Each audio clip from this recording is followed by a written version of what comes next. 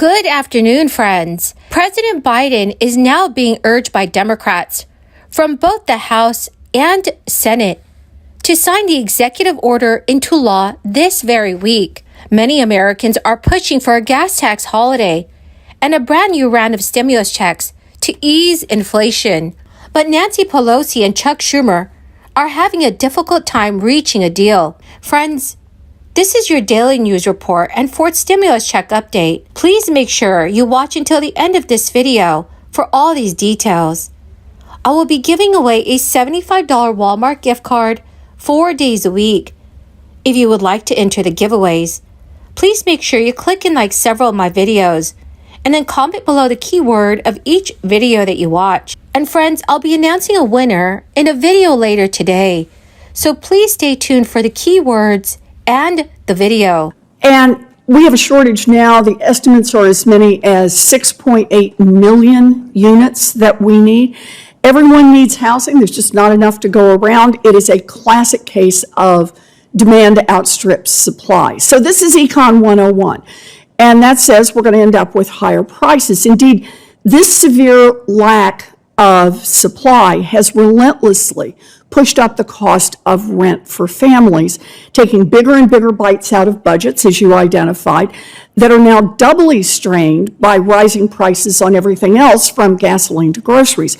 Rents are up nearly 6% more than they were just a year ago, and higher housing costs are one of the biggest overall drivers of inflation. So to tackle rising costs, the Federal Reserve is raising interest rates at an aggressive pace, but we should be clear about the impact of the Fed's rate hikes on the housing market. Dr. Yoon, the Fed claims its rate hikes will bring down prices for families by taming inflation. So let me ask you, do you expect the Fed's interest rate hikes will meaningfully bring down rental costs for families? The rental component in the Consumer Price Index, it comprises about 30%, including something called homeowner equivalency rent.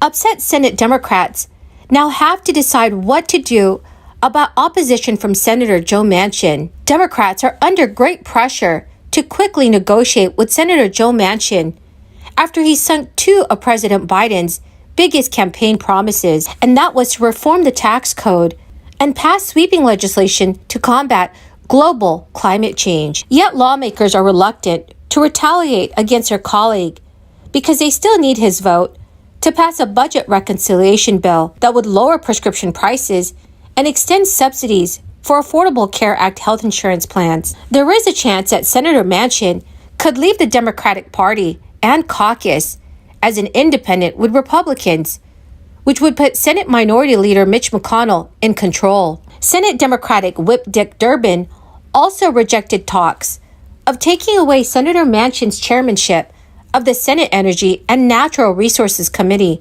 telling reporters that Democrats should not risk their majority by purging their ranks. But Senator Whip Dick Durbin also criticized Joe Manchin for stringing out the climate and tax talks for months. Senate Majority Leader Chuck Schumer, who had insisted his talks with Joe Manchin were making good progress, has declined to comment on the devastating blow to President Biden's agenda. Many other Democrats voiced extreme disappointment and frustration. Last year's bipartisan infrastructure bill, which Joe Manchin helped negotiate, sent $6 billion in new investments to his home state. Other Democrats are trying to make the best of a bad situation by urging President Biden to use his executive power to address the climate change policy. Senate Republican Sheldon Whitehouse tweeted that the executive branch has lots of tools at its disposal and called on the Environmental Protection Agency and Department of Transportation to push the auto industry to manufacture 100% zero-emission vehicles by the year 2035. So friends, do you think that President Biden should use his executive order? Please let me know your thoughts in the comments section below. Friends, the keyword for this video is Mount Livermore. If you would like to enter today's Walmart gift card giveaway, please click and like several of my videos and then comment below this keyword, which is Mount Livermore, and additional keywords of any video of mine that you watch. And please, friends, do make sure that you're also subscribed to my channel.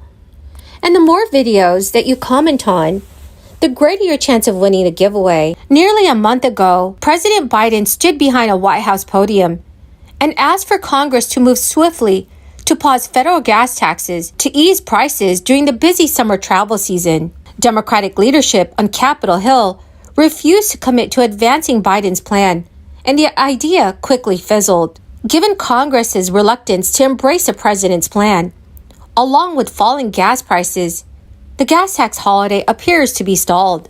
Critics have lined up to pan Biden's idea.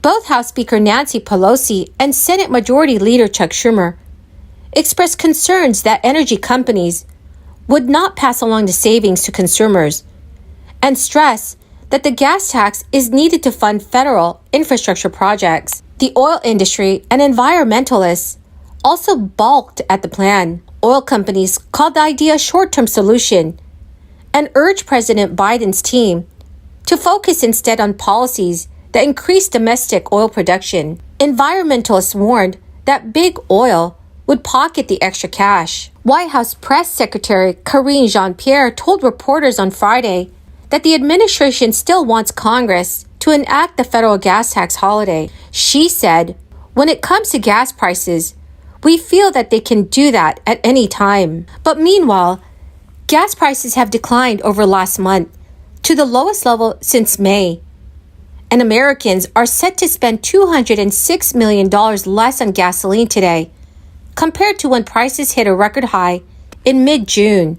Gas prices in the United States have fallen 49 cents in the past month to a national average of $4.49 per gallon as of July 19th, which is driven in part by concerns over a potential recession, growing inventories, and reduced demand. The state of Texas recently became the second state to see average gas prices fall to under $4 per gallon, joining South Carolina. Analysts have shared there are 35 U.S. states with at least one station selling gasoline for $3.99 per gallon or less.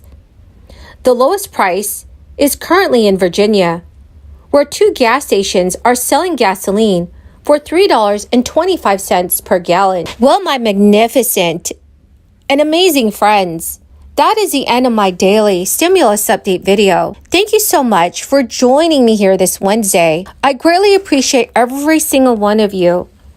Remember, dear friends, join me in a video later today because I will be announcing today's winner. Thank you so much, friends.